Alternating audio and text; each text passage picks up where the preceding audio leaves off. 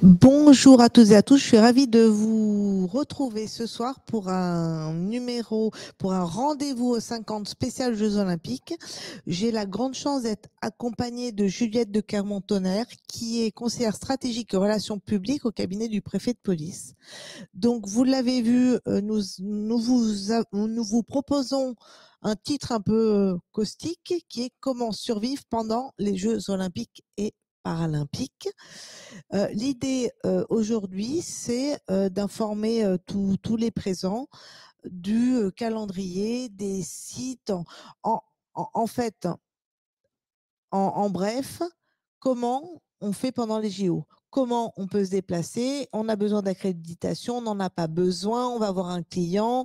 Est-ce qu'il faut fuir? Comment faire avec nos collaborateurs, nos salariés? Télétravail, pas télétravail? Qu'est-ce qui va être facile, pas facile? Les métros, les trains, etc., etc. Ce sont toutes les questions que nous nous posons de manière très concrète. Vous pouvez, vous le savez, nous poser vos questions sur le chat qui vous est proposé. Là, vous commencez tous à nous dire bonjour, c'est sympa. Vous savez aussi dans la salle que si vous avez des questions à nous poser, on vous propose de les dire dans un micro pour que ceux qui sont en ligne puissent nous entendre. On va commencer. Alors, c'est parti. On commence gentiment par des dates, ça va nous faire plaisir. Un petit calendrier. Donc, une période de Jeux olympiques du 24 juillet au 11 août. Les Jeux paralympiques du 28 août au 8 septembre. Mais ce n'est pas parce que ce sont ces dates-là qu'on ne va pas avoir deux, trois, peut-être désagréments avant, c'est ça? Oui, absolument. Merci, Madame la Présidente. Effectivement, alors, en général, quand j'interviens devant les professions, j'interviens aux côtés de la ville de Paris et de l'organisateur, ce qui me permet effectivement de parler en dernier pour vous faire comprendre que les contraintes que met en place la préfecture de police viennent après, en fait, après l'installation logistique de l'organisateur, après toutes ces premières contraintes que vous êtes en train de voir ci et là dans Paris, je pense, quand vous circulez. Voilà, donc moi, je présenterai, je vous laisse, si vous voulez, dérouler le calendrier, mais effectivement, il y a quelques contraintes d'ores et déjà dans Paris qui sont non pas liées aux contraintes que met en œuvre la préfecture de police, mais aux contraintes liées purement et simplement à l'installation qui a débuté notamment sur les quais hauts et sur les sites de compétition. Je pense évidemment à Concorde. Je pense que vous avez commencé à voir fleurir ces installations qui entravent quelque peu la circulation et dont vous voyez les Donc, dates. voilà, tout à fait. Donc, 1er mars, la Concorde, depuis le 1er mars, j'ai pas fait attention. Donc, le site de la Concorde, qui est aujourd'hui complètement inaccessible, hein, et le pont qui est en face. 1er mars au 15 juillet. Le démontage 29 août, 30 octobre. Le Champ de Mars depuis le 4 mars et jusqu'au 24 juillet. Le Trocadéro, les Invalides, le Grand Palais, Alexandre III. Bien évidemment, hein, comme d'habitude, vous le savez, vous aurez accès ensuite à tous ces slides. Et puis, on vous a mis les liens pour si vous avez besoin de plus d'informations. Donc ça, c'est le calendrier des montages et des démontages. Ensuite, les sites. Alors, les sites olympiques, on va peut-être passer cette slide-là et la suivante pour vous montrer les cartes, parce que comme ça, je vais pouvoir rentrer dans le vif du sujet. Voilà, parce que c'est ça qui vous intéresse. Alors même la suivante, si c'est possible, parce que je vais commencer par le cas général et je reviendrai sur celle-ci. Voilà, parfait. Donc ça, c'est pour. Je vais me permettre de vous présenter du coup comment dire, la philosophie générale de ces périmètres, de ces cartes que vous avez peut-être commencé à voir et dont vous avez commencé à prendre connaissance, pour vous en expliquer un peu la teneur. Donc effectivement, là, on est sur le secteur de Paris. Dans Paris, vous avez 7 sites de compétition: Trocadéro, Tour Eiffel, Champ de Mars, Invalides, Grand Palais, Pont Alexandre III et Concorde. Sur ces cartes-là, donc vous voyez ces sites, vous avez d'abord un premier périmètre qui est le périmètre gris. Il ne vous intéresse pas particulièrement, c'est le périmètre du site à proprement parler. N'y accèdent que, évidemment, les spectateurs et les accrédités, mais il n'y a pas d'incidence sur vous en particulier. Vous avez autour de ce site, de ce périmètre gris, vous avez un liseré bleu qui correspond au périmètre antiterroriste. Pareil, il ne vous concerne pas et il n'a pas d'incidence sur vous. C'est un périmètre qui est collé au site de compétition, donc il ne déborde quasiment pas sur la voie publique, donc pas d'incidence. En revanche, autour, vous voyez ces périmètres qui sont un peu plus larges, qui sont des périmètres rouges et bleus, dont je vais rappeler la philosophie et les incidences que ça emporte pour vous. Alors, le périmètre rouge, c'est un périmètre d'interdiction de la circulation motorisée. J'insiste, motorisée. On entend encore trop de fois dans les réunions que j'anime, les réunions auprès des riverains, auprès des professionnels, les contraintes que je vais vous lister ne s'appliquent qu'à la circulation véhiculée. Il n'y a pas de contrainte particulière quand vous êtes piéton, quand vous êtes cycliste, quand vous vous déplacez à trottinette, y compris électrique. Je ne parle vraiment que de la circulation motorisée. Une fois que j'ai dit ça, dans ce périmètre rouge, effectivement, donc le principe, c'est l'interdiction de se déplacer à véhicule. Et par dérogation, parce que la préfecture de police, à la faveur de plusieurs concertations qu'elle a menées avec les professionnels, a ménagé quelques dérogations. Il en existe une soixantaine pour des gens dont finalement le véhicule n'est pas tellement un mode de déplacement de confort, mais un véritable outil de travail dont on ne peut pas se passer.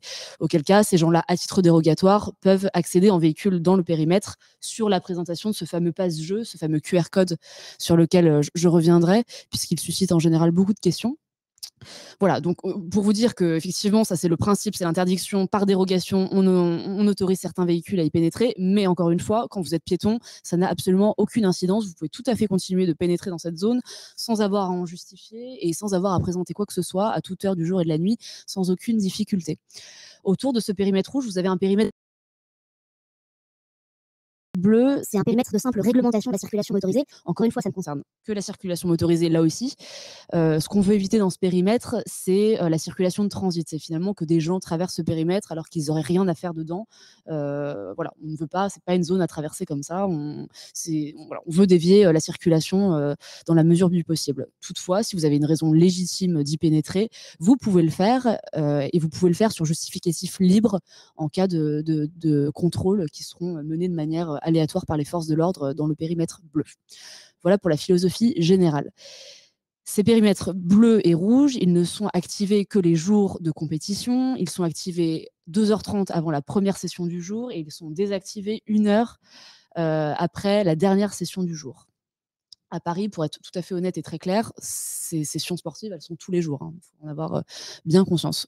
Mais je vous dis ça parce qu'effectivement, une fois ça vous intéresse un peu moins, mais pour tout ce qui est logistique, notamment les livreurs, ils peuvent tout à fait continuer de circuler librement, notamment au petit matin ou dans la nuit, puisque ces périmètres sont désactivés.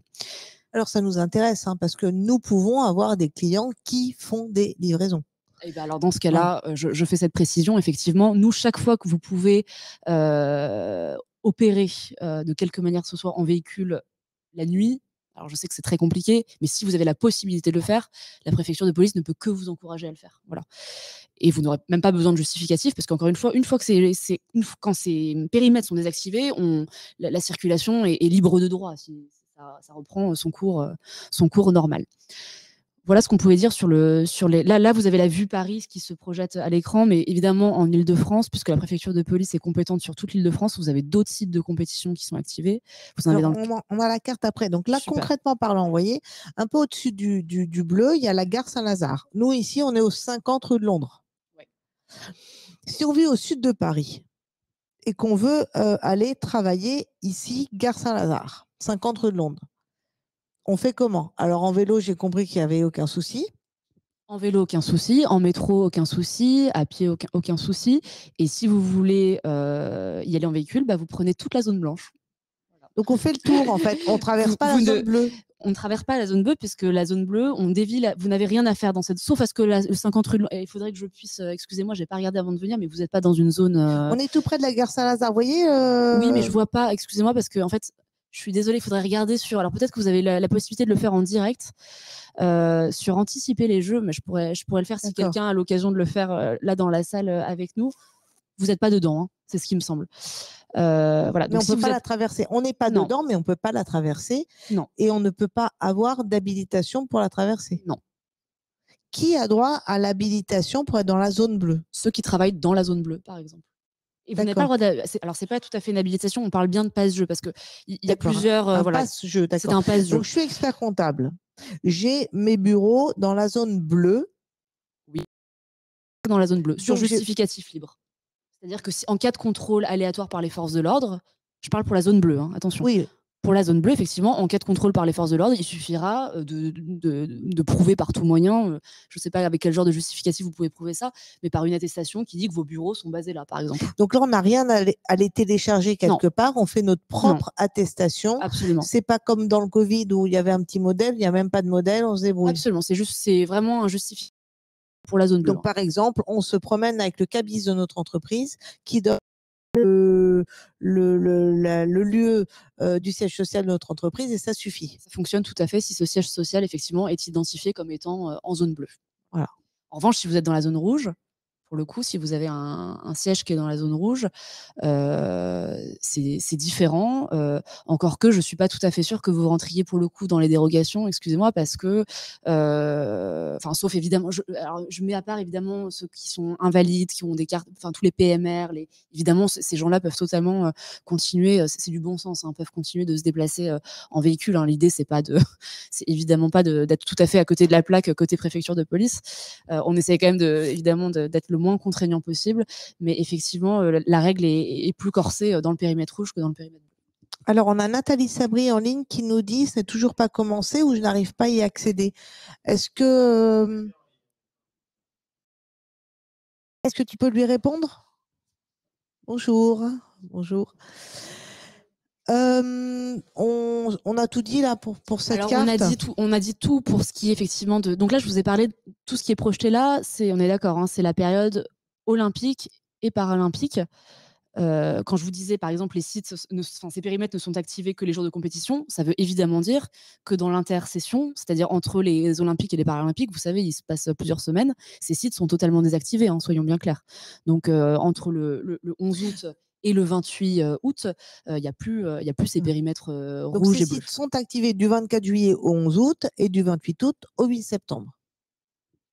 Oui, absolument. Voilà. Sauf que oui, absolument, pour ce qui est projeté là.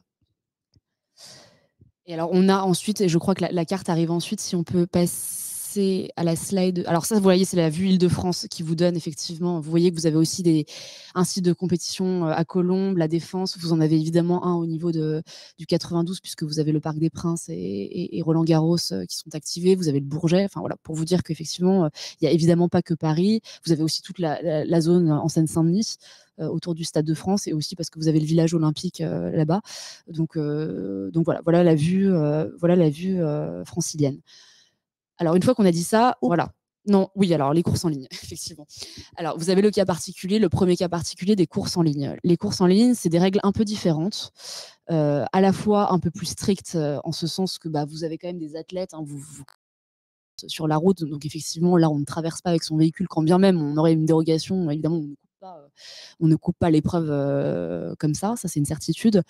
Donc le principe de ces courses sur route, il y en a plusieurs, elles sont essentiellement le week-end. Elles sont essentiellement le week-end, ça c'est à avoir en tête. Il y en a une le 1er août, c'est ça, de 16 à 18, et ce sont les dates qu'on a là-haut, c'est ça? Vous en avez, absolument, vous en avez les 2 week-ends, vous avez aussi le marathon, le 10-11 qui est assez contraignant, voilà, puis vous en avez aussi pendant la phase paralympique, vous avez le paracyclisme aussi en Seine-Saint-Denis qui peut être assez... Le 2 août, le 3 août et le 4 août. Oui, parce qu'il y a des épreuves de familiarisation. Alors, je vais présenter les règles pour vous dire, sauf si vous voulez prendre les questions d'abord. On vous présente. Donc pour les règles des épreuves sur route, effectivement, donc là il y a pas de périmètre bleu, il y a un périmètre rouge qui est activé 3 heures avant le début de l'épreuve sur route et qui est désactivé dès le quart. Tout pour être le moins contraignant possible. Je précise donc que ces cours sont essentiellement le week-end et que effectivement là, à partir de H-1h30, même quand on est dérogataire, même quand on fait partie de cette liste de dérogations, on ne traverse plus, cette zone. La grande différence, c'est que pour cette zone rouge, il y a un code. c'est géré, dans notre jargon, on appelle ça en conduite, c'est géré par les forces de l'ordre au point de barrage, mais c'est vraiment très limité, hein. En fait, c'est limité, c'est vraiment limité aux cas d'urgence, donc vous n'êtes a priori pas concerné. Donc effectivement, ces jours-là, patience sur le moment de l'épreuve. C'est des demi-journées, hein. C'est des demi-journées et encore une fois, c'est le week-end, donc en cela, c'est un peu moins contraignant. Mais effectivement, une fois que l'épreuve a commencé, pour le coup, c'est voilà, c'est rideau, on peut plus passer. Mais ça va de soi, hein. Vous y êtes habitué en fait quand il y a des marathons. On n'est pas du tout. C'est pas la première fois. Voilà. Alors, j'ai une question de Christophe. Après, il y a Madame devant. J'ai une question de Christophe qui n'a pas l'air très content et qui nous dit que la notion de justificatif libre est très floue. Et à partir de quand un justificatif sera-t-il considéré suffisant pour un CRS? Quand vous avez bouclé l'avenue Kléber lors de la visite du président chinois, ça a été l'enfer pour accéder à la zone, y compris en produisant des justificatifs. Alors, j'ai envie de dire... Christophe. Merci Christophe. Non, vous avez raison. La visite, pour le coup, je vais pas me pencher là-dessus parce que c'est pas mon sujet, mais effectivement, bon, pour des raisons évidentes de sensibilité, la visite du président chinois a été effectivement source de certaines contraintes. Pour répondre très directement à votre question, vraiment, il y aura pas de difficulté si vous avez une raison légitime. Alors, il y a la réponse de façade qui est de dire munissez-vous de votre justificative. Il y aura aucun problème. Je sais pas pourquoi vous voulez vous déplacer dans une zone bleue, mais vraiment toute attestation fera foi. Toute attestation fera foi. Et par ailleurs, les contrôles seront quand même, voilà, je vous le dis, aléatoirement menés. C'est pas du tout comme le principe d'un rouge. Il n'y a pas un système de points de contrôle obligatoire. Voilà, on sera quand même dans une gestion très très souple au niveau du périmètre bleu. Des questions? Bonjour, avant de vous remercier et vous présenter mes excuses pour le retard. Peut-être vous avez déjà abordé le sujet. Je n'ai pas compris le raisonnement dans l'envoi et du coup la réception assez brutale des signalements pour demander le pass. Moi, je faisais partie de ces gens-là et sur le coup, c'était super gênant parce qu'on a pensé que je n'ai pas arrêté mon iPhone en plein réunion professionnelle en premier rang. Donc, c'était assez... vous parlez du FR Signal Alerte. Oui, avec l'alarme qui, voilà, la personne a failli tomber son microphone juste devant moi. Donc, il avait ça. Donc, suite à ça, j'ai exécuté la demande. J'ai reçu la réponse. Votre demande n'a pas pu aboutir. Voilà, une phrase standard. Donc, c'était un peu bizarre comme service. Du coup, en fait, donc il y avait ce qui... Je pense que je ne suis pas concernée. Donc, du coup, quelle était la logique? Et après, c'est très lié. Une question, c'est très lié. C'est que je me retrouve à habiter juste au-dessous de Notre-Dame, donc ce qui est flagué rouge là actuellement. Et donc, je me demande quels sont les impacts pour les piétonnes. Et aussi, je vois que la zone rouge s'étend vers mon ancienne habitation, donc qui est vers 17e, 8e. Là, alors, ne vous référez pas à cette carte, hein, si on peut revenir sur la carte un peu moins anxiogène. Alors, parce que juste, voilà. Non, il n'y a pas de problème. Ou même celle de Paris-Centre, voilà. Oui, donc en fait, ça c'est la carte qui va bien, standard, voilà, qu'on a déjà présentée. Qui parle plus du week-end. Et donc là, même si la profession fait des efforts pour progresser, des fois, donc les cabinets qui sont largement installés dans le 17e et 8e arrondissement de Paris, les week-ends sont concernés aussi. Donc, comment ça va se passer pour les circulations? Merci. Alors, la question sur les passes-jeux, je vais y revenir plus tard parce que je voudrais vraiment, on va faire un focus sur les passes-jeux juste après parce que je sais qu'il y a beaucoup de demandes et je vais y revenir. Je pense effectivement que peut-être que c'est parce que vous n'avez pas vu le début de la présentation, mais encore une fois, les périmètres rouges, je le redis, c'est que la circulation motorisée. Donc, quand bien même vous seriez le week-end amené à travailler, je vous le redis, il n'y a aucun problème pour continuer à travailler, venir en métro, venir à pied, venir en vélo, même électrique. Enfin, vraiment, il n'y a aucun problème, hein. Je ne parle que de la circulation motorisée. Alors, sauf à ce qu'on me dise que tout le monde ici à Paris circule en voiture, ce dont vraiment, permettez-moi de douter parce que je suis aussi parisienne et franchement, il n'y a aucun sens à prendre sa voiture. Voilà, donc, c'est devenu un peu compliqué de circuler à Paris en voiture depuis quelques temps. Donc Non, mais je vous le dis parce que parfois, moi, on me saute à la gorge en me disant mais les clients de restaurant, ils pourront plus venir au restaurant. Mais enfin, qui vient au restaurant en voiture? Personne. En réalité, personne. Enfin, moi, j'y crois pas du tout. Mais bon, ça, c'est mon humble avis. C'est-à-dire que les gens qui n'habitent pas Paris. Oui. et qui sont en banlieue. Bon, et qui vont au ces gens-là, pendant restaurant, les Jeux Olympiques, n'iront pas au restaurant à Paris, au ça restaurant à c'est Paris, sûr. ils Ah bah là, resteront dans leur voilà. ça me semble évident. Voilà. Oui, pardon. Faut parler dans le micro, excusez-moi. Et puis il y avait monsieur aussi. Bon. Bonjour. Lorsque quelqu'un circule en voiture, veut circuler en voiture dans la zone bleue et qu'il y a plusieurs personnes dans la voiture, est-ce que chacune des personnes doit avoir un justificatif ou est-ce que si une seule des personnes a un justificatif, c'est suffisant? Ce sera suffisant, madame. Ce sera suffisant. Si le conducteur présente son justificatif, ce sera suffisant pour la zone bleue. C'est vraiment, encore une fois, c'est une zone qui est assez souple en gestion. En fait, je voulais simplement, comme vous faites beaucoup de nuances sur justificatif libre, etc., est-ce qu'il y a un site, un endroit sur lequel on peut. Tout ça est expliqué? Parce que là, on est 15 jours avant. Absolument. J'aurais peut-être dû commencer par là. Oui, toutes ces informations sont évidentes. Si on vous met les liens, on vous a mis les liens dans le support. En fait, c'est pas tant pour moi, c'est parce que je pense qu'on risque effectivement d'avoir 2-3 discussions avec les gendarmes ou les CRS. Parce que c'est autant inhabituel pour eux que pour nous, en fait. Et je pense que peut-être qu'eux-mêmes pourront faire des confusions. Et je pense qu'il faudrait qu'on ait un arbitre, un juge de paix. Je sais pas sur. Vous parlez sur la nature du justificatif. Qui expliquait que pour pouvoir rentrer, se déplacer, il vous disait il suffit de faire, ou même c'était vous, Madame la Présidente, je crois, qui avait dit il suffit de prendre un justificatif livre, vous avez exposé le cabis.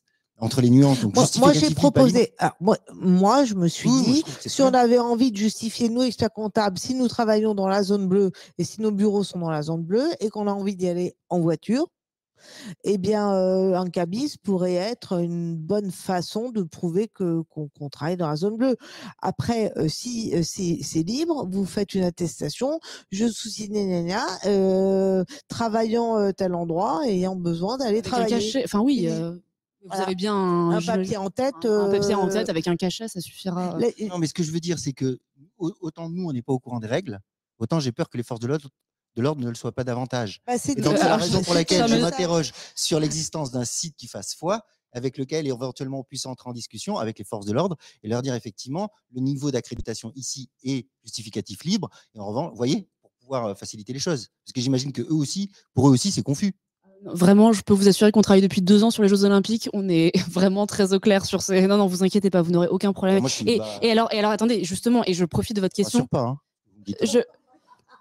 c'est dommage parce que pourtant, honnêtement. Mais balayer du revers un argument, c'est pas rassurant. Excusez-moi de vous le dire. De quoi? Je veux dire, si je veux, quoi, je dis, c'est tellement simple qu'il est sur un site de la préfecture, du gouvernement. On en a tellement. Bon, les impôts sont plantés aujourd'hui, donc je l'ai appris tout à l'heure. Juste parce que si on peut circonscrire, c'est-à-dire sur le site, qu'est-ce que vous vouliez sur le site? Non, mais j'ai pas compris votre question. J'essaie de comprendre. La liste des règles, qu'elles soient clairement définies. Mais elles sont définies, bien sûr. Alors, si je peux me permettre de répondre, ces règles-là, vous les avez depuis bien longtemps, et sur le site de la préfecture de police, et sur le site de l'organisateur, et sur le site de la ville de Paris. Voilà. Donc tout ce que je vous dis là, vous pouvez le retrouver sans aucun problème sur le site de la préfecture de police. Très bien, merci. On vous a mis tous les liens. C'est vrai qu'on est tous un peu perturbés et que c'est un peu compliqué à suivre. Mais là, on a quand même le mérite d'avoir des cartes très claires avec des zones. Là, j'ai une question qui me dit les piétons peuvent-ils circuler dans les zones rouges? Absolument, c'est ce que je disais. J'ai commencé, je crois, ma présentation, Madame la Présidente, par cette mention-là. Il n'y a pas de restriction en période olympique et paralympique pour les piétons. Tout le monde peut se déplacer totalement librement, ou qu'il veuille aller dans Paris sans restriction, sans horaire, sans avoir à se justifier, naturellement. Voilà. Je le redis de manière très très claire. Il y a une période qui fait exception et dans laquelle je ne suis pas encore rentrée puisque c'est la slide suivante. C'est sur la période que vous connaissez, des 8 jours qui précèdent la cérémonie d'ouverture, où là, c'est un autre régime juridique puisque ce n'est pas un périmètre de circulation qu'on met en place, c'est un périmètre antiterroriste. Et c'est la slide suivante sur laquelle on passera après, sauf est-ce qu'il y a encore des questions? Il y a des questions, mais alors c'est Brigitte. Bonjour Brigitte. Je ne vois pas de zone bleue et rose dans le secteur de Bercy-Vincennes. Oui, parce que là, on n'a pas... Attendez, parce qu'il y a Madame Francine aussi qui dit alors pourquoi un justificatif si on circule librement? Alors, un justificatif pour la circulation motorisée. D'accord. Piétons, vélo, trottinette, vous êtes libre d'aller où vous voulez. Ce qui est interdit, c'est le gris site de compétition. Sauf si vous voulez enfiler votre short et faire champion olympique. Vous pouvez aussi. Peut-être qu'on a quelques experts comptables champions. Mais les zones bleues et rouges aussi, c'est ça. Bleu et rouge, bleu et rouge. Aucun problème pour les piétons. Vous voulez, trottinette, patin roulette, roller, enfin voilà. Vélo cargo, enfin sauf les voitures. Et donc pour Brigitte, Vincennes, je pense que c'est après. Est-ce que Vincennes, on a un site non, il n'y a rien. Vous n'avez pas de site, donc effectivement pas de site, pas de restriction. Voilà. Ça, Oui, alors la cérémonie, c'est la première slide. Je vous ai fait passer. Donc on fait la cérémonie. Voilà, c'est exactement celle-ci, juste avant. Voilà, celle-ci. Merci beaucoup. Donc là, on est le 26 juillet. Alors, pas que. Ah, pardon. On n'est pas que le 26 juillet. Donc ça, voilà, une fois que je vous ai dit ça, je suis encore prête à répondre à vos questions sur les périmètres rouges et bleus, tout ce que je vous ai dit là. Il y a, comment dire, un événement dans l'événement, c'est la cérémonie d'ouverture. La cérémonie d'ouverture, c'est beaucoup plus sensible pour nous et c'est pas du tout les mêmes règles non plus de sécurisation pour une simple et bonne raison. Je vous interromps parce qu'il y a encore des questions. Je crois que c'est pas tout à fait clair. Alors pourquoi un justificatif si on peut circuler librement? On ne peut pas circuler librement en voiture. En voiture. Mais à pied, on circule librement. Ça, ensuite, on a l'histoire de taxis.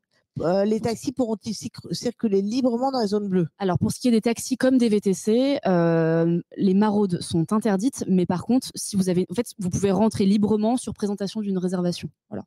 Il n'y a pas besoin de QR code. Il faut juste justifier d'une réservation. Taxi, Uber, même combat?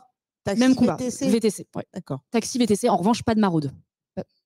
Pour des raisons. Pas les taxis que vous allez héler à la volée. Il n'y aura pas de Absolument, taxis qui vont se promener.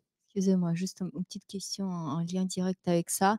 Je pense que je ne suis pas la seule à partir en vacances en prenant l'aéroport sur cette période estivale. Donc, est-ce que je comprends bien que pour ne pas avoir de problèmes, parce qu'on ne les a pas envie quand on a un billet d'avion, donc pour partir, on réserve le taxi, c'est ça? On appelle Parce que vous habitez dans la zone bleue. Vous habitez en zone rouge? Vous habitez où, madame? Sans indiscrétion, enfin, au moins non, il n'y a pas à côté. Montmartre, je crois qu'elle l'a dit. On était dans les Au pied de Notre-Dame, vous m'avez dit non? C'est ça. Oui. Alors vous, ça dépend quand est-ce que vous parlez, parce que vous êtes aussi dans la zone SILT que je m'apprête à présenter. Oui, mais si vous êtes poser les questions d'une manière générale, parce que je suis pas. Alors vous allez avoir votre QR code. Vous avez effectivement, vous réservez comme vous avez l'habitude de le faire votre taxi. Il n'y a aucun problème. Voilà. Là, d'habitude, je pourrais me prendre une Uber, par exemple. Si j'ai envie, je pourrais sortir et prendre une voiture. Là, non, je réserve. Interdit. Non, là, il vaut mieux réserver parce que sinon, votre taxi risque de ne pas pouvoir rentrer dans sa zone. On ne fait pas comme d'habitude. Le premier point, on le réserve pour aller. Et pour le retour, comment ça se passe? Parce que on ne revient pas. Ouais, exactement. Restez en vacances, madame. Pour le retour, c'est pareil. En fait, vous allez être dans votre véhicule. Vous aurez votre passe. Vous serez doté de votre passe. Du passe-jeu que je vais vous présenter, votre QR code. Si vous êtes dans une zone rouge, il vous faudra un QR code. Non, mais là, tout à l'heure, vous avez dit qu'on n'a pas. Moi, on va avancer parce que comme on n'en a pas parlé. Je pense que c'est parce que je n'ai pas encore présenté ça. Voilà. C'est pour ça. On va avancer sur les histoires de passe, tout ça, et après, on prendra les questions. Alors, Bercy, je vois, on a Bercy. Oui, alors Bercy, il y a une zone de compétition, il y a l'Arena Bercy. Donc effectivement, autour du site de Bercy, il y a le principe habituel. Vous avez un périmètre rouge et un périmètre bleu qui répond aux mêmes règles que celles que je viens de présenter. Effectivement, oui, à Bercy, il y a un site de compétition. Donc la cérémonie. Alors là, je vais vous demander de court-circuiter tout ce que je vous ai présenté jusqu'à maintenant. La cérémonie, c'est ce que je disais, c'est une période un peu particulière. C'est un événement dans l'événement. Vous le savez, la cérémonie d'ouverture, pour nous, force de l'ordre, c'est beaucoup plus sensible. Et la grande difficulté, c'est en fait que là où un site de compétition, normalement, est dans un site fermé, assez étanche et facile à sécuriser, là, le site de compétition, c'est la Seine. La Seine sur 6 km de linéaire, donc de part et d'autre, donc sécurisé. C'est ouvert et que vous avez des immeubles riverains et des commerces, des restaurants avec un point de vue direct sur la Seine. Ce qui donne l'activation d'un périmètre sur la carte que vous voyez en gris, qui est un périmètre antiterroriste. La spécificité de ce périmètre, c'est que maintenant, là que je vais vous présenter, la grande spécificité de ce périmètre, c'est que ceux qui rentrent, pour le coup, doivent être dotés d'un passe-jeu, qu'ils soient piétons ou véhicules. toutes les personnes qui rentrent dans cette zone doivent être dotées d'un pass-jeu qu'ils ont préalablement demandé sur la plateforme qui a ouvert maintenant depuis plus d'un mois et doivent solliciter leur QR code. Très concrètement, il ne faut pas solliciter le QR code 2 jours avant le début de l'activation de... Ah oui, donc cette zone est activée du 18 juillet au 26 juillet.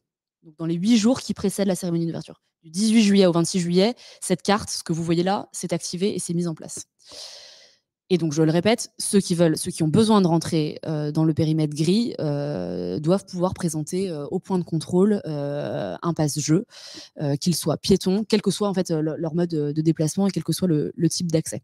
Est-ce que ça veut dire que si on veut passer de rive gauche à rive droite, pendant cette période-là, il faut absolument avoir un passe-jeu ou il y a du...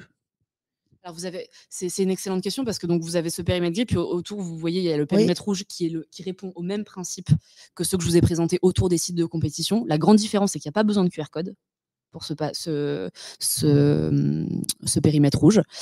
Donc ça se fait pareil en conduite et vous avez raison du coup votre question est excellente, c'est comment on fait pour ceux qui voudraient passer de la rive gauche à la rive droite ou inversement, est-ce qu'on va leur demander de tout contourner? Alors c'est la fameuse question des ponts en fait. C'est très simple. L'organisateur a préempté quasiment tous les ponts pour des installations de tribunes et logistique. Il en restait 4. La préfecture a pris ces 4-là et a décidé d'en faire des ponts qui restent circulants pendant la période du 18 au 26 juillet et donc que vous pouvez continuer de traverser, y compris en voiture. Ces ponts, ce sont ceux que vous voyez bleuis. Donc il y a le pont d'Iéna jusqu'à J-2, le pont des Invalides, Notre-Dame et le pont de Sully. Et vous avez la passerelle Sangor à pied. Ceux-là, vous pouvez continuer de les traverser sans QR code. Voilà. Donc vous pouvez passer d'une rive à l'autre au moyen de ces ponts. Et je précise aussi que tous les ponts en amont du pont d'Austerlitz et tous les ponts en aval de Iéna restent totalement circulants aussi, sans nécessité de solliciter un pass. Si on prend le pont des Invalides, oui. On peut le traverser donc sans pass, sans rien, c'est ça? Oui. Mais à pied, à vélo? Non, également en voiture. Également en voiture. Oui, ces ponts restent circulants, comme si c'était des ponts libres de droit, en fait. En revanche, ce qui ne vous permet pas de faire, c'est que vous êtes obligé de ressortir. Vous voyez, c'est pour aller de l'extérieur de la zone à l'autre extérieur de la zone. Vous ne pouvez pas passer le pont et rester et grenouiller dans la zone grise. Place des Invalides est complètement bloquée à la circulation. Vous allez la débloquer alors? Le pont des Invalides, oui, va rester circulant. Le pont, mais la place, une fois qu'on a traversé le pont en voiture, il y aura une sorte de corridor qui va permettre de sortir et de passer d'un extérieur rouge à un extérieur. Et un corridor qui aujourd'hui n'existe pas. On est d'accord. Très bien. Donc les ponts, tous les ponts extérieurs en dehors de la parade, donc en amont d'Austerlitz et en aval de Iéna, restent totalement circulants. Voilà. D'accord. Et on n'a aucune contrainte en termes de transport en commun? Alors, pour les transports en commun, sur la période des Jeux Olympiques et Paralympiques, vous avez que 3 stations de métro qui sont fermées. Qui ont déjà d'ailleurs commencé vous avez Tuileries, Concorde et Champs-Élysées-Clémenceau. Ça, c'est pour la période olympique et paralympique. Dans la période du 18 au 26 juillet sur laquelle on est en train de discourir, vous avez plusieurs stations qui sont également fermées. Grossièrement, c'est les stations qui débouchent dans le périmètre gris que vous voyez. Voilà, ça va de soi parce qu'effectivement, on ne peut pas contrôler. Et donc, je peux vous les citer elles sont accessibles aussi en ligne, il n'y a aucune difficulté. Si je les retrouve, je peux vous les citer de manière très concrète. Je vais vous dire, voilà, je les ai sous les yeux. Donc, en plus de Tuileries, Concorde et Champs-Élysées-Clémenceau, qui, encore une fois, elles sont fermées pendant toute la durée des Jeux Olympiques et Paralympiques, vous avez pour les 8 jours qui précèdent la cérémonie d'ouverture, également Alma-Marceau, Trocadéro, Passy, Châtelet, Pont-Marie, Pont-Neuf, Quai de la Râpée, Cité, Javel, Musée d'Orsay, Pont de l'Alma et Champ de Mars Tour Eiffel. Voilà, ces stations redeviennent ouvertes une fois que la cérémonie d'ouverture est terminée. Elles réouvrent dès le 27 et sont tout à fait accessibles pendant les Jeux Olympiques et Paralympiques. Et donc là, toutes ces stations fermées, oui, voilà, on a les dates du 20 juillet, 11 août, 22 août, 8 septembre, Champs-Élysées, Clémenceau, la Concorde, elle est fermée depuis bien longtemps, 17 juin, 1er septembre. Et Champs-Élysées, Clémenceau, Ah ben, on a remis 2 fois la même info. Ah oui, de la ligne 13, en fait. La ligne 13, ok. Non, ça, c'est... Juste pour les 8 jours précédant la cérémonie d'ouverture. Ok. Non, là, c'est... c'est juste de ce que je vois, là, c'est les 3 qui ont été mis, c'est les 3 qui sont fermés de manière permanente pendant la durée olympique et paralympique.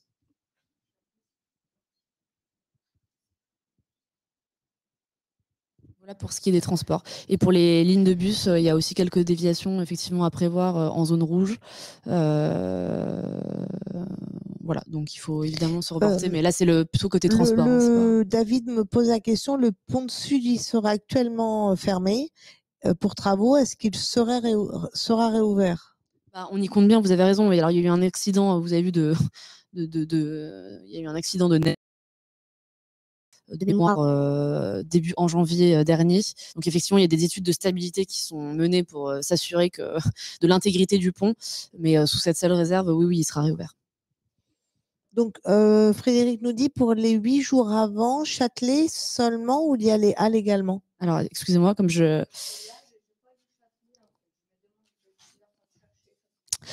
Halles restent ouvertes. Ok. De ce que je vois, oui, les Halles restent ouvertes.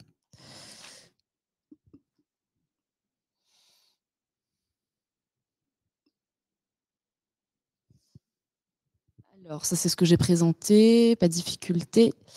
On parle du passe-jeu, peut-être? On peut parler du passe-jeu, tout à fait. Alors, c'est plutôt la slide suivante. Alors, le passe-jeu. Donc, très concrètement, je résume. Si vous avez un besoin de rentrer en véhicule, si vous faites partie de ces dérogataires qui doivent accéder en véhicule à un périmètre rouge autour d'un site de compétition, ou si vous êtes concerné par le périmètre gris activé 8 jours avant la cérémonie d'ouverture, pour le coup que vous soyez piéton ou véhicule, vous devez demander un passe-jeu sur le site passejeu.gouv.fr dont vous voyez là l'iconographie sur la slide. Je vous invite à faire vos demandes dès maintenant. Ce sont 2 demandes différentes. Pour les demandes qui sont... tout ça se fait sur le même site, hein, mais c'est pas tout à fait la même instruction de notre côté.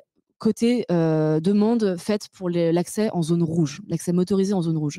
C'est des QR codes qui sont assez simples pour nous à délivrer, puisque en fait on vérifie juste la conformité des pièces justificatives que vous délivrez qui justifient le fait que vous avez un besoin d'accès dans cette zone rouge. Donc pour le coup, pas de difficulté. Elles peuvent être demandées à tout moment, même une fois que les jeux auront démarré. Si vous avez un remords, vous pouvez toujours demander un accès à cette zone rouge. Voilà, vous aurez vos QR codes à peu près dans les 2 heures. En revanche, pour le QR code qui permet d'accéder à la zone grise, qui est une zone, je le rappelle, antiterroriste. Les zones. Si vous le souhaitez, vous pouvez remettre la cérémonie d'ouverture. D'accord. Si vous le souhaitez.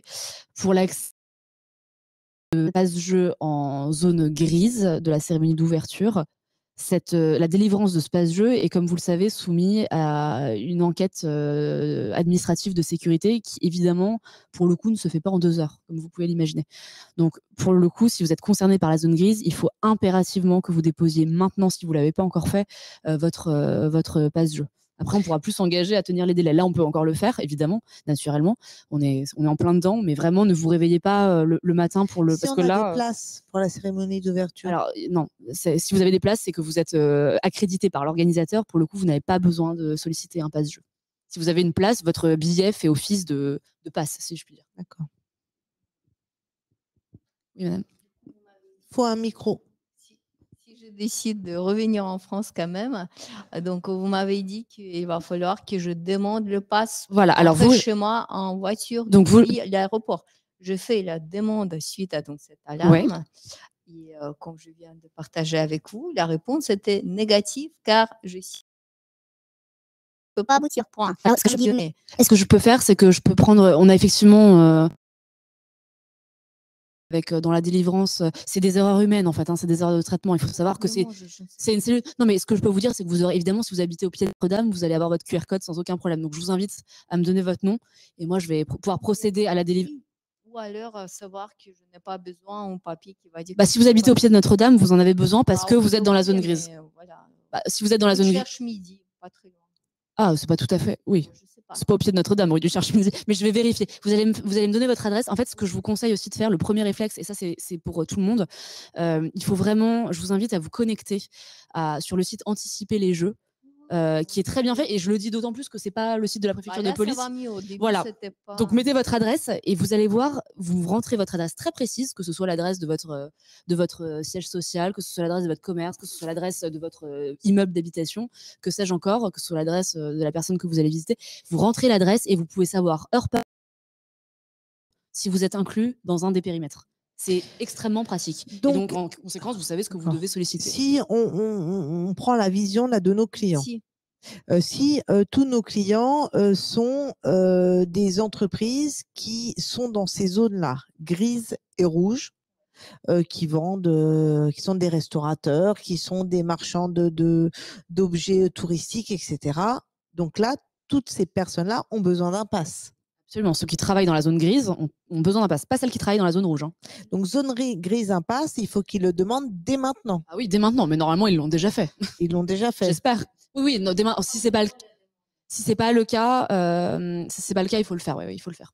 D'accord. S'il y a un souci, on peut vous les envoyer, nos clients? Oui, enfin, alors quand il y a vraiment un souci, quand les gens comprennent pas, ça peut arriver, parce que quand il y a des erreurs d'instruction manifestes du type votre adresse n'est pas concernée par la zone SILT, alors que par exemple vous avez un commerce qui est en bord de Seine, là c'est vraiment une erreur manifeste, ça veut dire que l'agent instructeur s'est trompé. Voilà, ça arrive. Hein. On est monté en puissance de manière assez rapide, donc c'est compliqué de suivre parfois. Mais oui, si vous pouvez toujours me joindre s'il y a vraiment un souci et que vous êtes bloqué. Mais normalement, on essaye là progressivement de lever toutes ces objections. Il y en a eu beaucoup au début, je le concède. Il y en a quand même beaucoup moins maintenant. Donc là, vous nous avez mis les justificatifs, nom, prénom, date, etc., etc. C'est la même chose pour le chef d'entreprise? Alors, de toute façon, c'est très bien fait. Hein. C'est-à-dire que si vous êtes chef d'entreprise, vous allez vous connecter pas à ce jeu, vous allez demander votre QR code en tant que professionnel. Enfin, tout est aiguillé. On va vous demander donc, quels sont précisément. Jeu, on est voilà. Vous aurez très précisément les justificatifs qu'il faudra. Je les connais pas tous par cœur selon la demande, mais vous les trouverez sans problème.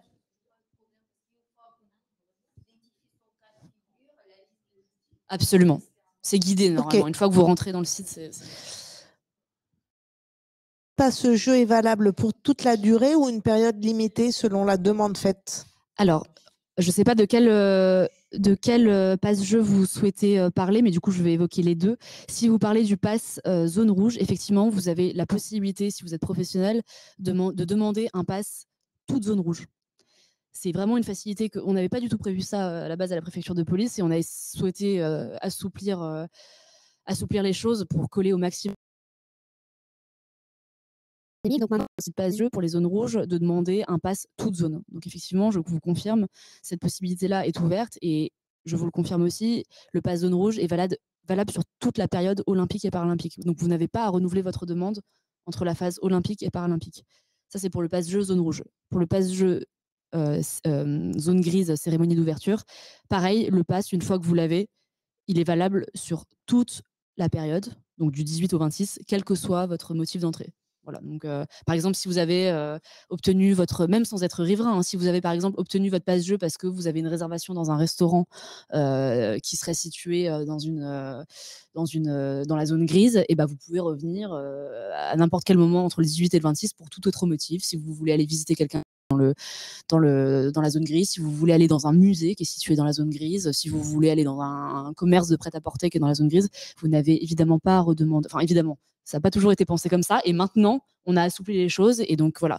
Nous, il faut comprendre, côté préfecture de police, on veut juste savoir qui rentre dans cette zone. En fait, on a besoin de connaître, pour des raisons évidentes de sécurité, qui pénètre dans cette zone. Une fois que la personne, que nous, il n'y a pas de problème, il n'y a pas de difficulté de sécurité, on n'en a absolument rien à faire qu'elle revienne une fois, 2 fois, qu'elle veuille y passer la nuit. On s'en fiche totalement. Voilà. Donc, si je reviens aux fondamentaux, ça, c'est quand on est véhiculé. Pour la zone rouge, oui, ça ne concerne que les véhicules. Et encore une fois, pour la zone grise, ça concerne piétons et véhicules. Mais attention, hein, les véhicules en zone grise, je ne pense pas que dans cette salle, vous soyez concernés. C'est vraiment très contraint, la zone grise.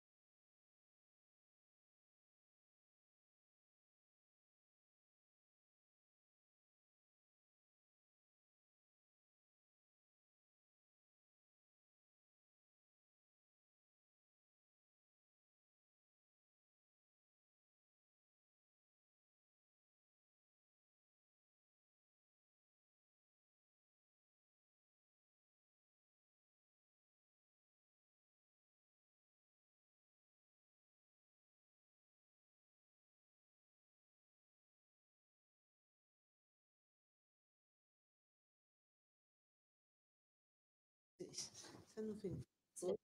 Voilà.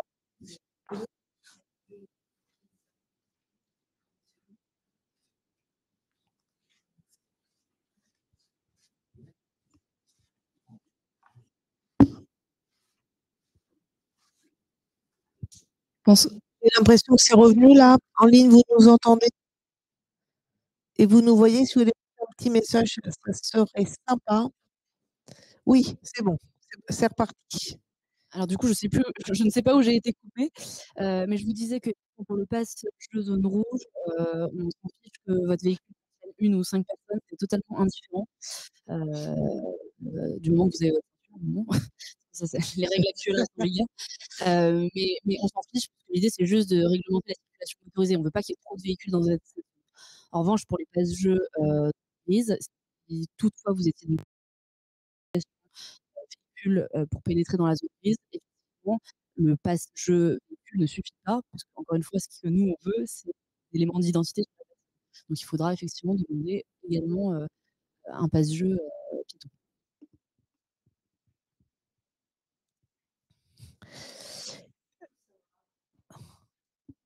Je ne sais pas si vous l'avez dit, dans les cas où, effectivement, à l'issue du contrôle, les forces de l'ordre concluent que, en fait, la personne n'est pas en possession des éléments nécessaires. Voilà. Comme ça, comment ça se passe? Qu'est-ce qui se passe, en fait? C'est quoi la suite? Alors je À sais la fois pour j'imagine, moi je ne conduis pas, mais personne en voiture et en piétonne. je suis ravie que vous me posiez la question, madame, parce que ça va me permettre de vous répondre sur la philosophie, je fais une petite incise, mais qui répondra d'ailleurs aussi à monsieur, également. Parce que c'est en fait, c'est assez drôle, enfin, la question monsieur, en fait, démontre, c'est très drôle parce que vous dites, en gros, quand c'est trop flou et il y a des risques de et vous avez là-dessus, je vous suis totalement et c'est précisément la philosophie du QR code. Alors quand on a annoncé le QR code, souvenez-vous, tout le monde s'est insurgé en nous disant: «Bon sang, on oublie que ça nous rappelle le Covid, on a besoin maintenant pour se déplacer». Mais c'est précisément la philosophie du QR code. Si vous avez votre QR code, madame, personne, il y a aucune force de l'ordre qui vous empêchera de passer. Nous, très concrètement, on va flasher, ça va être vert et vous allez passer. On ne posera aucune autre question, vous n'avez plus justificatif à porter sur vous. Une fois que vous avez votre QR code, vous êtes sûr, il y aura aucun problème, vous êtes sûr de pouvoir pénétrer dans la zone. Il y a pas de problème, puisque vous avez votre QR code, donc vous le saurez avant. Et vous le saurez avant. Il y a un problème si vous n'obtenez pas votre QR code. Mais une fois que vous avez votre QR code. Si en fait, parce que je pense que c'était aussi là le sujet du monsieur, dans le sens où je n'ai pas de QR code parce que je suis sûre que je n'ai pas en avoir et ce n'est pas l'avis de force de l'ordre qui me contrôle. Qu'est-ce qui se passe? Comment ça se passe? C'est-à-dire moi je me retrouve sur marche arrière ou je suis en voiture, qu'est-ce qu'on fait? Madame, si vous avez votre QR code, ça va flasher vert et vous êtes sûre, encore une fois, il n'y a pas une force de l'ordre. Eux, il n'y a pas de QR code. Non, mais si vous n'avez pas de QR code, oui, vous ne pouvez pas rentrer. En fait, j'ai l'impression que. Non, mais. Ça m'a été refusé en ligne, donc je n'ai pas de QR code. Je viens de vous dire que. Non, mais ça, on va vous la trouver. Je viens de vous proposer une solution individuelle et sur mesure, non, madame. mais là, avec l'attestation libre, si jamais. La zone bleue, c'est autre chose. Mais encore une fois, vous ne serez pas embêté en zone bleue. Bon, okay. Confiance. Très bien. Oui, le support va vous être transmis comme d'habitude. Les routes, pas mal de routes coupées, on peut peut-être en parler, la 1, la 4, la 12, la 13. Enfin. Non, alors c'est pas coupé, oui, ça c'est la question des voies olympiques, effectivement.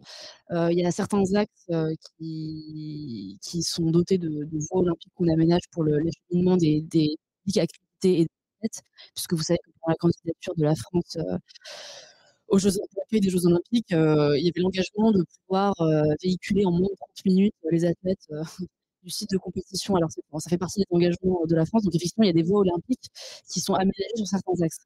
Sauf que quand il y a une voie olympique, il y a toujours à côté, ça reste circulant, ça bloque jamais tout l'axe complet. Par exemple, sur le boulevard périphérique, ce sera l'axe de gauche qui sera voilà, mais évidemment les deux autres voies resteront libres et c'est le cas pour tous les axes concernés par des voies olympiques. Il y a toujours la voie olympique et à côté la voie qui reste circulante. Bon, quoi qu'il en soit, on comprend quand même tous que vaut mieux quand même éviter de circuler pendant cette période si on n'en a pas un besoin impérieux. Oui, mais c'est ma recommandation de manière générale, de toute façon, même en dehors de la période olympique et paralympique. Mais oui, effectivement.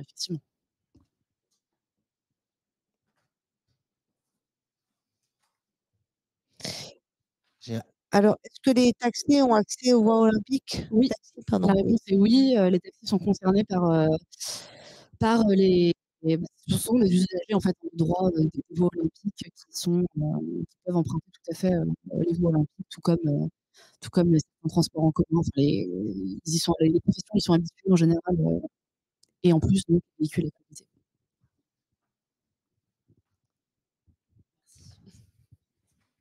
J'ai un gérant pour lequel je travaille alors je sais pas dans quelle mesure c'est vrai ou pas, j'ai pas vu les courriers, qui aurait interdiction de se rendre sur Paris parce qu'il travaille dans le BTP. C'est possible?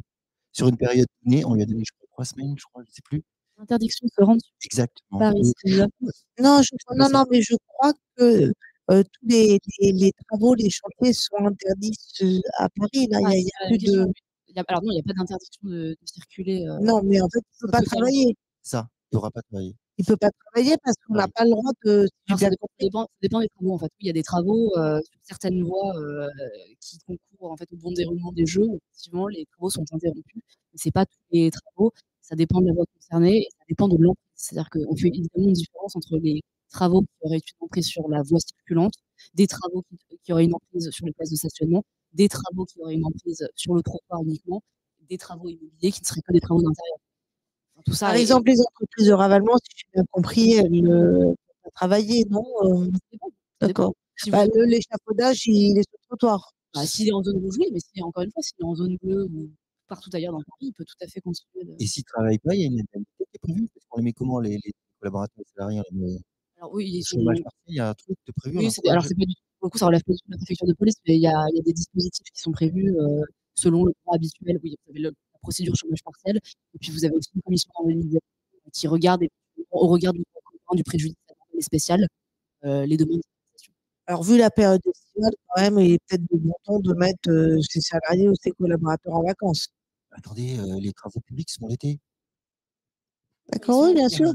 Non, mais je suis bien. La lune, quand même. Non, mais on sait aussi que juillet-août, c'est compliqué et qu'on ne peut pas y être. Donc, peut-être que les chefs d'entreprise je suis d'accord avec ont vous. demandé à leurs salariés. Oui, mais là, et bénéficier du chômage partiel. Il y aura des activités partielles, évidemment. Mais en priorité, d'ailleurs, le secteur privé. C'est les premiers bénéfices de l'activité partielle pendant les jours. Alors, pour votre gouvernement, le dossier d'activité partielle, souvent on nous demande que les salariés aient pris leur congé préalablement. Pour le coup, je suis désolée, mais là, je suis vraiment pas experte de la question. Voilà, la préfecture de police, j'ai évidemment connaissance de. Et je ne suis évidemment pas amenée. Il faudra ajouter ça et éventuellement. Les dispositifs existent et de chômage partiel et d'activité partielle et la commission d'indemnisation qui vient d'être installée d'ailleurs il y a à peine 15 jours et qui effectivement sera amenée postérieurement au JO à étudier les dossiers où il y aurait une perte de chiffre d'affaires telle que ce serait considéré au titre du préjudice anormal et spécial comme pour faire l'objet d'une indemnisation. Bon, on a vu la circulation, vous nous avez parlé tout à l'heure des transports en commun. Moi, j'avais vu il y a 2 mois. Le son est très mauvais, je suis navrée. Très dur de vous suivre. Ah. Parce que ça, c'est nouveau. J'ai l'impression qu'il y a peut-être quelques travaux sur la ligne à cause des JO. En tous les cas, j'ai cru comprendre qu'à Saint-Denis, il y avait des problèmes. De métro sur la ligne? Non, de connexion Internet. Ah, je ne sais pas. Pour alimenter le site olympique. Je ne sais pas. Que les riverains n'aient plus Internet. Ça, j'avoue que ça outrepasse. Parce qu'il n'y a pas suffisamment de puissance pour le site olympique. Et je me demande si à Paris, on n'a pas ces difficultés-là en ce moment. Ça a mieux là ou pas? Très bien. Alors, les transports en commun, moi, j'avais vu à un moment donné des trucs sur les réseaux sociaux en disant, par exemple, on aurait un métro que toutes les 10 minutes. Non, alors, c'est pas non plus trop, pour le coup, c'est côté transport, je peux quand même vous répondre. L'offre est peut-être 15% globalement par rapport. Non, évidemment, il y a pas un métro toutes les 10 minutes. C'est bien au contraire, évidemment. Non seulement, en fait, au-delà des capacités estivales habituelles, puisque vous savez qu'en général, l'été, effectivement, il y a une baisse, une réduction de trafic métro. Là, évidemment, on maintient comme si c'était en pleine saison. Et par ailleurs, on augmente de manière la RATP l'augmente de manière globale son offre de transport de plus 15%. Donc non, non, les trains sont à plein régime, naturellement. Ok. Donc je pense qu'il y a plus de questions là dans la salle sur les transports en commun. Et par ailleurs, sur le site Anticiper les Jeux, je ne peux que vous le recommander. Et encore une fois, je le fais avec d'autant plus de liberté que c'est pas le site de la préfecture de police, donc c'est pas pour nous jeter des fleurs. Vraiment, Anticiper les Jeux est très bien fait aussi pour justement cette histoire de saturation des lignes, parce qu'évidemment, il y a certaines heures où il y aura plus de trafic et plus de monde voilà, qu'à d'autres. Ça, vous pouvez le voir, vous pouvez suivre de manière assez fine sur le site Anticiper les Jeux, puisque sur la carte interactive, vous avez à la fois la carte terrestre sur route, celle dont je vous parlais, et puis vous avez aussi la carte transport, réseau de transport. Stationner pendant les JO. Stationner pendant les JO, c'est encore alors c'est pas tout à fait, c'est encore en cours de définition, mais effectivement, il y a pas d'interdiction, de principe. Dans le périmètre 6, ce sera effectivement, compliqué, et dans le périmètre rouge, il y a certaines voies qui vont être préemptées pour pouvoir stationner les forces de l'ordre qui viennent en nombre, comme vous le savez, pour les Jeux olympiques, et également, pour, heu, pour les véhicules, accrédités et aussi pour, ménager certaines voies de stationnement, heu, pour les résidents. Voilà donc il y a pas d'interdiction de principe, c'est assez bien, résumé dans ce tableau et en tout état de cause, dans le périmètre bleu, il y a aucune Par exemple, le Champs-Élysées, vous savez où on est? Parking des Champs-Élysées? Parking des Champs-Élysées, il n'est pas neutralisé de mémoire. Je voudrais pas vous dire de bêtises, mais je ne crois pas. OK. À ce stade, il y a que 3 parkings, souterrains et qui sont plutôt au niveau des Invalides. Je voudrais pas vous dire de bêtises, je les connais pas tous de tête, mais voilà, il y a 3 parkings, qui sont effectivement entièrement neutralisés et pour la simple et bonne raison, c'est qu'ils sont sous des sites de compétition et qu'il y a pas les accès. C'est en général pour des questions de sécurité incendie, comme il y a pas d'accès, c'est très compliqué, mais il y en a pas tant que ça en parking souterrain.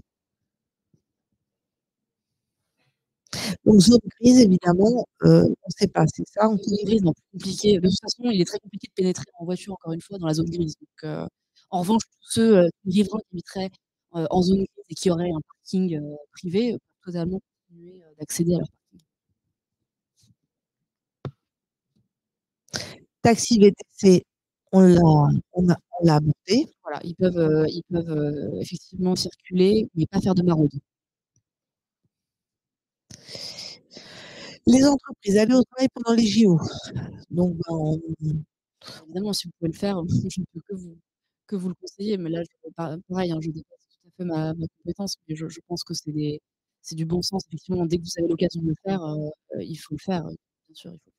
Donc il faut diminuer les déplacements, se mettre en télétravail. Si vous en avez encore une fois, si vous en avez la possibilité, mais je crois vraiment que, encore une fois, la préfecture de police a tout fait pour, que si les entreprises ne peuvent pas se mettre au télétravail, vous pouvez quand même continuer de fonctionner, quoi. Honnêtement, il y a pas de encore une fois, ça ne concerne pas les piétons, ça ne concerne pas les vélos, et si votre, voiture est vraiment un outil de travail, alors ça veut dire que vous êtes concerné par les dérogations, des gens qui peuvent pénétrer en évidemment, par exemple, les livraisons peuvent évidemment pénétrer en zone rouge, les personnels de soins, les personnels, ceux qui font des opérations de maintenance, les dépanneurs, tous ces gens-là peuvent évidemment, continuer, de circuler, en zone rouge. Ils font partie des dérogations. Donc là, on a le lien, hein, anticiper les jeux, .gouv.fr avec la carte interactive, hein. La carte interactive, effectivement, où je vous invite, à rentrer votre adresse, savoir heure par heure, jour par jour, si vous êtes, concerné par un des périmètres. La livraison, vous en avez parlé? Ouais, la livraison fait effectivement partie pour le coup, en zone rouge comme en zone grise d'ailleurs, puisqu'effectivement, les livreurs vont continuer de réapprovisionner, tout type de commerce, qui serait situé, dans la zone grise. La seule chose qu'on leur, non d'ailleurs on leur demande rien, non, non. Évidemment, il faut un passe-jeu, hein, ça va de soi encore une fois, mais sur présentation du passe-jeu, les livreurs peuvent tout à fait, accéder, à la zone rouge et à la zone grise. La seule chose, c'est qu'en zone rouge, ils ne peuvent pas le faire au moment des flux spectateurs, ce qui, encore une fois, c'est du bon sens. Je pense que tout le monde peut comprendre. Personne n'a envie d'avoir un véhicule bélier, une voiture folle qui rentrerait pile au moment où on a un flux entrant ou sortant de spectateurs. Là, pour le coup, ce sera évidemment pas possible. Donc, il faudra privilégier et les livraisons de nuit et les moments où les spectateurs ont rejoint le site de compétition et sont à l'intérieur du site de compétition, auquel cas, effectivement, il y a plus de difficultés pour faire pénétrer les véhicules de livraison, puisqu'il n'y aura plus de flux spectateurs aux abords du site. J'espère que vous nous entendez mieux là en ligne. C'est moyen encore. Bon, on est désolé, hein, on a un petit souci de connexion Internet, alors ce qui nous arrive jamais. J'optimise.green. Alors ça, c'est un site qui n'est pas du tout développé. Je ne serais pas du tout la mieux placée pour en parler. C'est un site qui est développé par la métropole du Grand Paris, mais qui est très bien et qui est effectivement destiné aux professionnels et surtout aux livreurs. Sur ce site-là, vous avez plusieurs outils qui vous permettent d'optimiser les tournées de livraison, de savoir sur quelle aire ces véhicules de livraison peuvent stationner en temps réel en fonction de la disponibilité de l'air à leur disposition. Et puis, qui permettent aussi, et peut-être monsieur ça vous répondra aussi, qui délivrent des passes, enfin des QR codes zone bleue, justement répondre à votre difficulté, qui fait foi en fait. C'est-à-dire que les livreurs demandent ce QR code qui n'est pas obligatoire du tout, qui est délivré par la métropole et qui fera foi comme un justificatif libre au point de barrage. C'est-à-dire que, voilà, c'est une sorte de QR code qui est accolé sur le véhicule et qui permet de pénétrer en zone bleue et en cas de contrôle par les forces de l'ordre, contrôles qui seront menés aléatoirement, permettra de faire foi. Il n'y aura même pas de justificatif à présenter. Voilà, là, le site sur lequel exactement. Vous trouvez tout ce que je vous ai dit. On vous a mis l'ensemble des sites, anticiper les jeux, préfecture de police, Paris.fr Jeux, Île-de-France, toutes les actualités Jeux Olympiques, Île-de-France Mobilité, etc. Donc, si vous avez quelques questions, alors vous pouvez nous envoyer des mails, on les enverra à madame. Mais si vous voulez être non, être autonome et indépendant, vous avez toutes les informations qui vont bien là. On croule un peu, mais il y a quand même beaucoup d'informations qui sont disponibles. Mais encore une fois, évidemment, et je pense, j'espère l'avoir dans nos échanges précédents. Voilà, on répond toujours. Hein. Franchement, on répond toujours. Alors, participer. J'ai appris, là, justement en préparant notre webinaire, qu'il resterait encore tickets.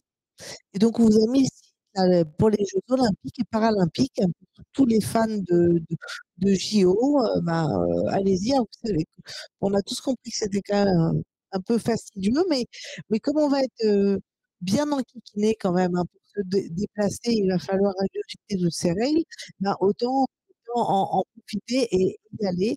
Alors, pour ceux qui sont là dans la salle, m'ont demandé en tant que tenant de l'ordre si nous offrons des tickets pour les Jeux. Eh bien, ma réponse est non. Mais je vous incite à y aller quand même. Vous donner des... Tout le monde rigole dans la salle. Oui, parce que vous avez quand même beaucoup plus de succès, c'est quand même incroyable. Oui, moi, voilà, ça me fait plaisir. Non, parce qu'en fait, je vous ai un grand nom et voilà. Nous, personne ne rigole. Oui, non, parce que voilà, je vais vous expliquer pourquoi. Parce que nous, nos fonds sont issus de cotisations. Donc, si jamais j'avais dit oui, tout le monde se serait dit, oh là là, les cotisations vont être multipliées par 2. Et là, ils ont compris que les finances de l'ordre étaient magnifiquement gérées. Et donc, c'est un nom qui est en fait preuve de bonne gestion. Voilà comment j'arrive à faire une petite pirouette. Je me tiens évidemment prête à... C'est ce que je fais en général dans ce genre de webinaire. Si vous pouvez poser des questions, alors que j'ai l'impression que vous ne m'entendez pas, effectivement, je pense qu'il ne va pas y avoir beaucoup de questions. Alors, ils nous entendent, mais mal, en fait. Ça va mieux? Bon, si vous avez des questions, en tout cas, je les vois passer. Je peux rester effectivement quelques minutes de plus avec vous pour répondre à vos questions. En tous les cas, j'ai plus de questions sur le chat. Et la dernière fois, c'est parce que ça ne marchait pas. D'accord, ok, c'est ça le dernier message. Très bien. On arrive à la fin de cette présentation. Est-ce que vous avez encore des questions? Est-ce que vous voulez qu'on revienne sur des cartes, des sites en ligne et ou dans la salle?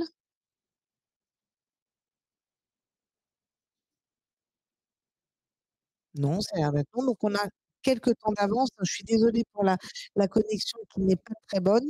Ah. Non, ben, je vais le faire, je vais le faire. Non, mais il y en a qui veulent du grain. Alors, donc, non, c'est pour terminer donc sur les JO. Donc, vous savez qu'on termine toujours par l'agenda pour faire notre petite pub des activités de l'ordre. Alors, je vous attends demain matin, le 4 juillet, à 8h30.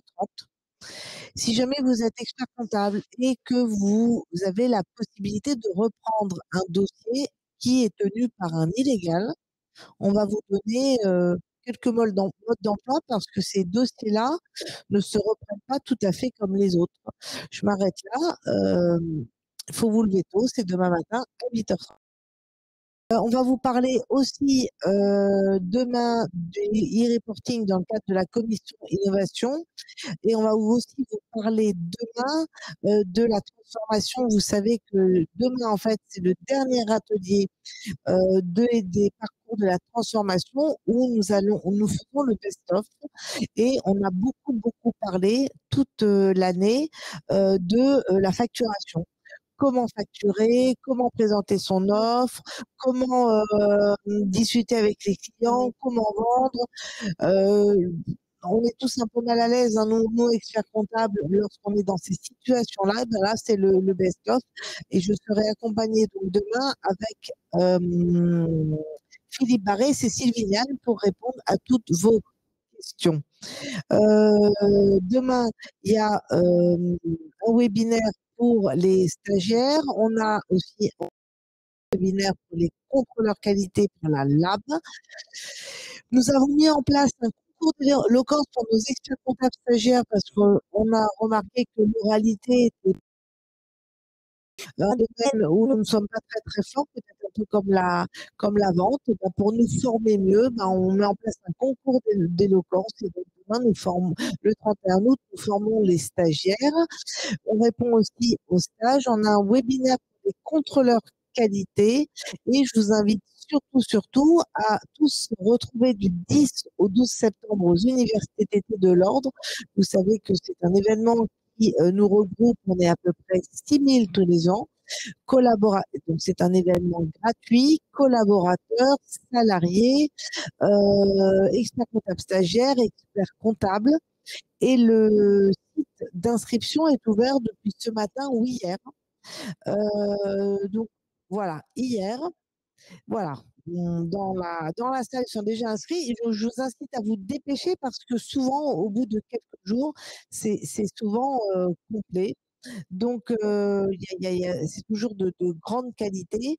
Et pour ceux qui ont envie un petit peu, à un moment donné, d'élever un peu les problématiques, le débat, il y a la grande conférence.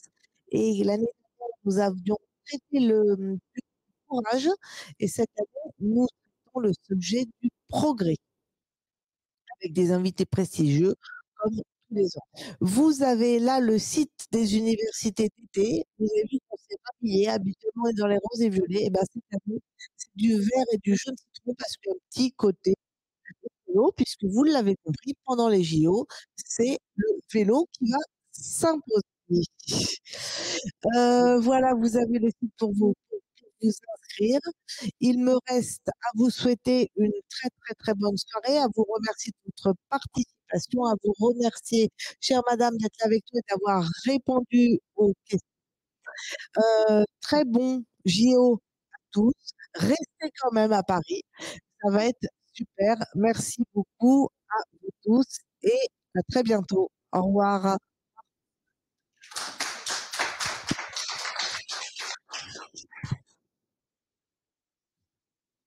Bon, maintenant, je prends les demandes individuelles. J'aurais reçu des refus.